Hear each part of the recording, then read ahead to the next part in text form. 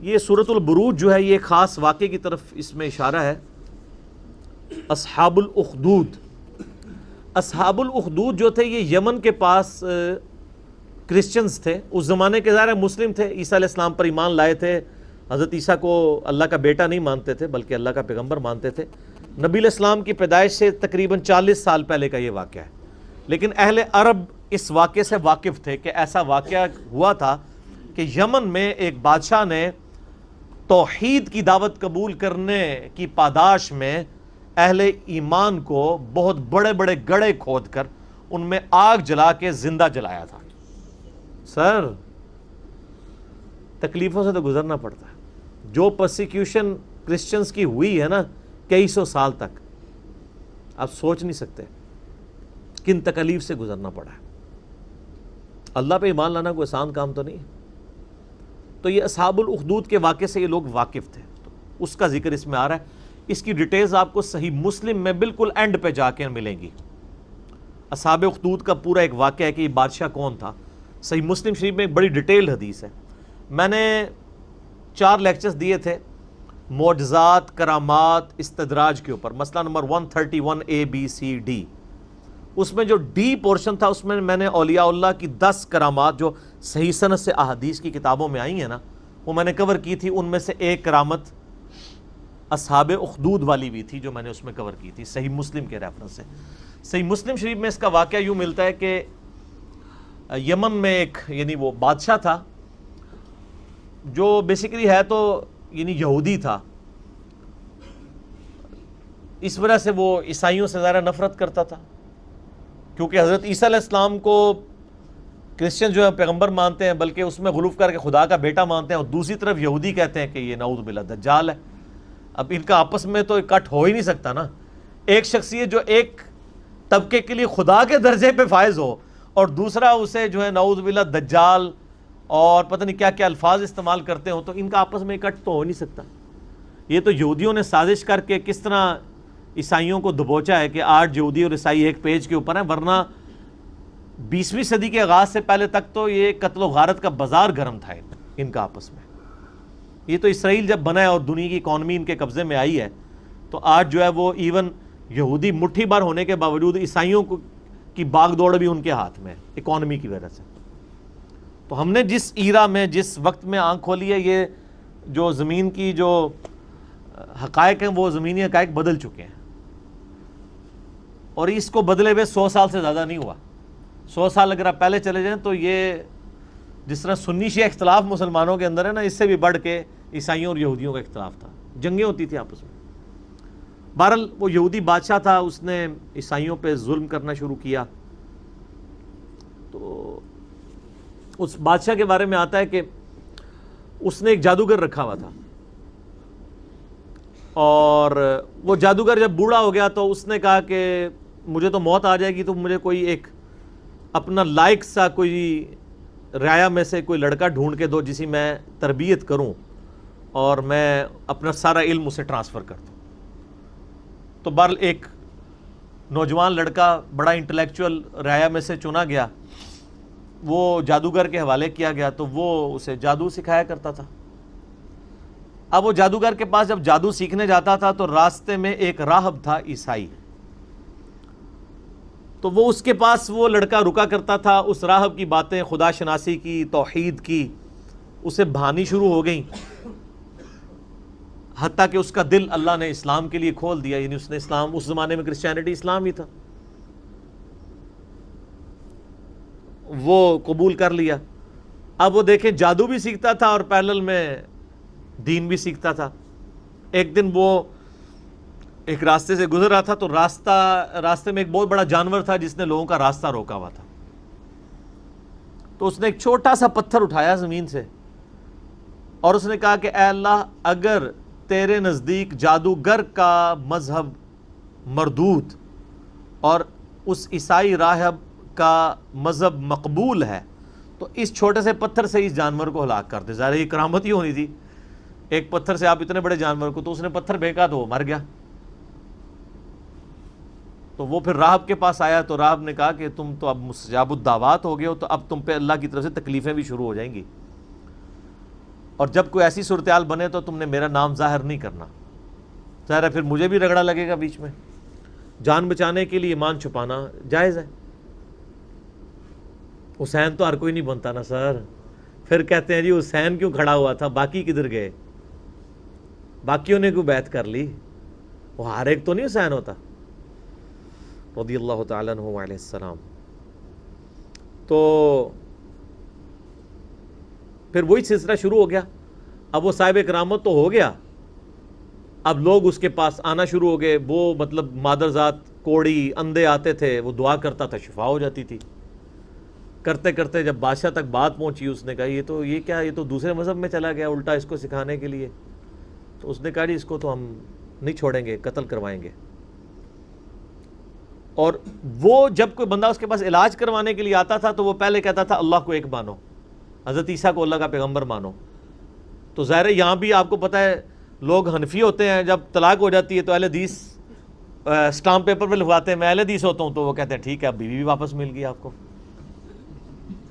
حالانکہ وہ اہل حدیث اتنی دیر کے لیے ہوتے ہیں جتنی دیر کے لیے انہوں نے وہ بیوی باہر نکل کے اہل حدیثوں کو گالیاں نکال رہے ہوتے ہیں, لیکن اہل حدیثوں کو پھر بھی عقل نہیں آتی ہے. اب عقل نہ ہے تو انسان کیا کرے.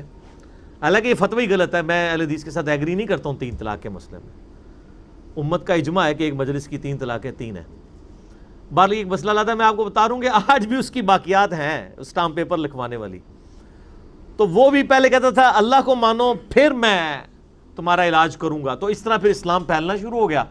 بادشاہ کو فکر لگ گئی, تو اس نے کہا کہ بھئی اس کا علاج اب یہ ہے کہ اس کو قتل کروایا جائے. تو اس نے فوجی بھیجے گرفتار کر کے کہ اس کو پہاڑ سے نیچے پھینکا جائے. پہاڑ کی چوٹی پہ لے گئے, اس نے وہاں پہ دعا کی, وہ سارے فوجی نیچے گر پڑے, وہ بچ گیا. پھر اسے کشتی میں سوار کر کے سمندر کے اندر لے گئے, اس نے دعا کی, کشتی الٹ گئی, وہ بچ گیا, باقی سارے الٹ گئے. بادشاہ سر پکڑ کے بیٹھ گیا کہ اس کو اب کیسے قتل کیا جائے, کیونکہ مستجاب الدعوات تھا.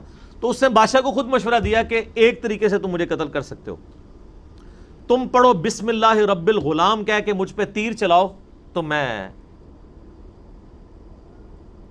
مارا جاؤں گا. اور یہ اس نے بہت زبردست چال چلی, اور اس نے کہا اس کے لیے تمہیں پبلک اکٹھی کرنی پڑے گی, اپنی ساری رعایا کو جمع کرو اور بسم اللہ رب الغلام پڑھ کے چلاؤ. تو اس کا مطلب کیا تھا کہ اللہ کو ماننا پڑے گا. تو یہ ایک ساری رعایا تک تبلیغ ہو جاتی کہ ہاں اللہ کے نام پہ اسے مارا گیا ہے, تو یعنی اس کا مذہب درست ہے. تو اس نے کہا میں نے جان تو جانی جانی ہے تو اللہ کے لیے جائے نا, اور میں مر جاؤں اور ایسا اختلافی نوٹ لکھوں کہ تبلیغ بھی ہو جائے. حضرت حسین ابن علی نے یہی کیا نا, 72 بندوں کے ساتھ وہ 3 براعظموں میں پھیلی ہوئی بنو امیہ کی بدماش حکومت کا سامنا تو نہیں کر سکتے تھے, لیکن انہوں نے اپنے خون سے اختلافی نوٹ لکھ دیا کہ میں مر جاؤں تو آنے والی نسلیں یہ یاد رکھیں کہ سچائی کے لیے کھڑا ہونا چاہے آپ تھوڑے سے بھی ہوں, اس کی پرواہ نہیں کرنی. تو آج تک دیکھ لیں دنیا میں جہاں بھی سچائی کے لیے تھوڑے لوگ کھڑے ہوتے ہیں تو مثال حسین ابن علی کے لیے کی دیتے ہیں. مخالفین کو جو یاد رکھا گیا وہ بھی حسین کی وجہ سے یاد رکھا گیا, ورنہ ان کی کیا اوقات تھی. تو اس نے بھی یہی کہا کہ رائے اکٹھی کرو پبلکلی, بسم اللہ رب الغلام پڑھ کے چلاؤ تیر تو مارا جاؤں گا. بادشاہ نے یہی کیا. تو جب وہ بسم اللہ رب الغلام پڑھ کے وہ چلائی گئی اللہ کے نام سے شروع, اور جو اس غلام کا رب ہے یعنی وہ سب اللہ کے ہی بندے ہیں, غلام ہیں, تو وہ تو مارا گیا, لیکن ساری رعایا نے کلمہ پڑھ لیا, ان کا اس کا مذہب حق ہے. وہ سارے مسلمان ہو گئے. وہ ایک کو کیا مارنا تھا, ساری رعایا ہاتھ سے چلی گئی. پھر اس نے بڑے بڑے گڑھے کھدوائے, اس میں آگ جلوائی, اور اہل ایمان کو آفر رکھی کہ یا تو ایمان چھوڑے یا آگ میں جلائے جاؤ گے. ہائے ہائے ہائے. بخاری مسلم کی حدیث ہے, اس شخص نے ایمان کی حلاوت چکھ لی جس میں 3 نشانیاں ہوں. نمبر 1 اللہ اور اس کا رسول عز و جل و صلی اللہ علیہ وآلہ وسلم اسے پوری دنیا میں سب سے بڑھ کر محبوب ہوں. نمبر 2 اس کی دوستی اور دشمنی کا معیار اللہ کی ذات ہو. اور نمبر 3 کفر کی طرف لوٹایا جانا اس کے لیے اتنا ہی ناپسندیدہ ہو جائے جتنا زندہ آگ میں جلایا جانا, وہ جلنے کے لیے تیار ہو جائے, ایمان نہ چھوڑے. ایمان کی مٹھاس اس بندے نے چکھی ہے. لوگ ایمان نہیں چھوڑ رہے, زندہ آگ میں جلائے جا رہے ہیں. صحیح مسلم کے الفاظ ہیں کہ ایک عورت تھی، اس کا دودھ پیتا بچہ تھا. دودھ پیتا بچہ تو بولتا بھی نہیں ہے. جب اسے آگ میں پھینکنے لگے نا تو اس کے دل میں ایک لمحے کے لیے خیال آیا کہ میں جان اپنے بچے کی وجہ سے نا جان بچانے کے لیے میں دین چھوڑ دوں. تو وہ دودھ پیتا بچہ بول اٹھا کہ ماں تو حق پہ ہے. اللہ اکبر کبیرہ. یعنی یہ کرامت تھی. تو پھر ان ماں بیٹا کو بھی جلا دیا. وہ تو خیر دنیا میں جلے نا تو سیدھے جا کے جنت میں لینڈ کیا. تو یہ پوری حدیث صحیح مسلم میں اصحاب الاخدود کے بارے میں ہے. آپ دیکھیں کہ اصحاب الاخدود کو نبی علیہ السلام کی پیدائش کے وقت شہید ہوئے ہوئے 40 سال ہو چکے. پھر اس کے بعد بھی 40 سال، یعنی 100 سال بعد قرآن نازل ہو رہا ہے آلموسٹ. اور اللہ اپنے بندوں کو نہیں بھولا اور اس کے اندر ذکر کیا ان کا. اور اس میں اللہ تعالیٰ بتا رہا ہے پھر ہم ان سے بدلہ لیں گے جنہوں نے اہل ایمان کے ساتھ یہ کچھ کیا. دنیا میں ٹھیک ہے کھلی چھٹی ہے، لیکن آخرت میں پکڑے جائیں گے. وَالسَّمَاءِ ذَاتِ الْبُرُوجِ، قسم ہے آسمان کی جو برجوں والا ہے. وَالْيَوْمِ الْمَوْعُودِ، اور اس دن کی جو وعدے کا دن ہے یعنی قیامت کا دن. وَشَاهِدٍ وَمَشْهُودٍ، اور حاضر ہونے والے دن کی اور اس کی جس کے پاس حاضر ہوں گے، یعنی قیامت کے دن کی اور قیامت کے دن کا مالک، مالک یوم الدین. سب کی قسم. قُتِلَ أَصْحَابُ الْأُخْدُودِ، مارے گئے کھائی کھودنے والے. حالانکہ مارے کون گئے تھے؟ جو کھائی میں پھینکے گئے تھے. اللہ نے کہا وہ نہیں مرے، وہ تو زندہ ہیں. شہید تو مرتا نہیں ہے نا. وَلَا تَقُولُوا لِمَن يُقْتَلُ فِي سَبِيلِ اللَّهِ أَمْوَاتٌ، مت کہا کرو مردہ جو اللہ کی راہ میں مارے جائیں، وہ تو اللہ کے حضور زندہ ہے. اللہ فرمارا مارے گئے اصحاب الاخدود جنہوں نے وہ گڑھے کھودے تھے. النار ذات الوقود، جبکہ وہ آگ بڑے ایندھن والی تھی. اذ ہم علیہا قعود، جب وہ اس کے کنارے پر بیٹھے ہوئے، یعنی یہ منظر دیکھ رہے تھے اہل ایمان کو آگ میں جلایا جا رہا ہے اور وہ انجوائے کر رہے ہیں. وَلِعَوْذُ بِاللَّهِ. وَهُمْ عَلَى مَا يَفْعَلُونَ بِالْمُؤْمِنِينَ شُهُودٌ، اور جو کچھ اہل ایمان کے ساتھ سلوک کر رہے تھے وہ وہاں پہ بیٹھ کے اس پر گواہ تھے. ظاہر ہے آپ اگر یہ رومنس کی بھی آپ ہسٹری دیکھیں، یہ لوگ بھی یعنی بھوکے شیروں کو زندہ انسانوں پہ چھوڑ دیتے تھے. آپ یوٹیوب پہ جا کے دیکھیں نا کہ کیا کیا طریقے انسانوں کو اذیت اور عذاب دینے کے ان لوگوں نے ڈیوائز کیے ہوئے تھے. تو یہ بھی ایک طریقہ تھا تکلیف دینے کا. خود کرسیوں پہ بیٹھ جاتے تھے اور ان کے سامنے یہ منظر ہوتا تھا کہ اہل ایمان کو جلایا جا رہا ہے. وَمَا نَقَمُوا مِنْهُمْ إِلَّا أَن يُؤْمِنُوا بِاللَّهِ الْعَزِيزِ الْحَمِيدِ، اور انہوں نے تو نہیں ناپسند کیا مگر اس بات کو کہ مسلمانوں نے ایمان لے کر آئے مسلمان اللہ پر جو غالب ہے اور اپنی ذات میں خود ستودہ صفات ہے. اس مقدس جرم کی پاداش میں انہوں نے زندہ انسانوں کو جلا دیا کہ وہ اللہ پر ایمان لے کر آئے. الذی لہ ملک السماوات والارض، وہ اللہ کہ زمین و آسمان میں جو کچھ ہے اس کا مالک وہ اللہ ہے. زمین و آسمان کے مالک اللہ کے اوپر وہ ایمان لائے، صرف ایمان لانے کی پاداش پہ، کسی پہ کوئی تکلیف نہیں، کسی کو کچھ نہیں انہوں نے کہا، بس اس مقدس جرم میں انہوں نے ان کو آگ میں جلا دیا. واللہ علی کل شیء شہید، اور اللہ تعالیٰ ہر چیز کو دیکھ رہا ہے. اللہ نے وہ منظر دیکھا ہے، اللہ کو بھولا نہیں ہے وہ منظر جو تم نے اہل ایمان کے ساتھ کیا. ان الذین فتنوا المؤمنین والمؤمنات، بے شک وہ لوگ جنہوں نے مومن مردوں اور مومن عورتوں کو یہ تکلیف دی تھی، یعنی ان کو آگ میں جلایا. ثم لم یتوبوا، اس کے بعد وہ توبہ کے بغیر مر گئے.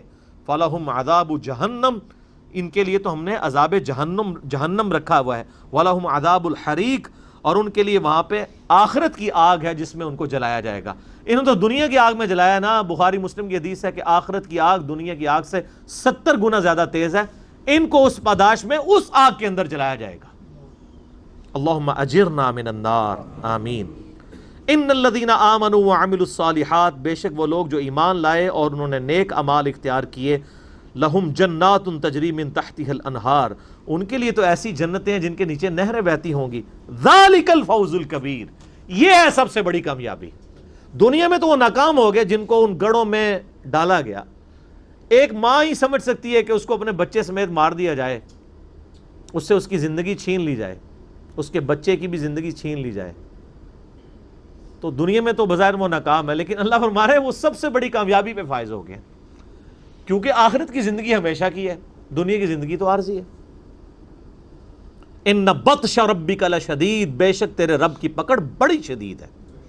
یہ دنیا میں تو کوئی شخص کسی شخص کو ایک دفعہ ہی موت دے سکتا ہے نا، اور اللہ تعالیٰ لاکھوں دفعہ زندہ کر کے لاکھوں دفعہ موت دینے پر قادر ہے۔ اللہ کی پکڑ سے کون بچ سکتا ہے؟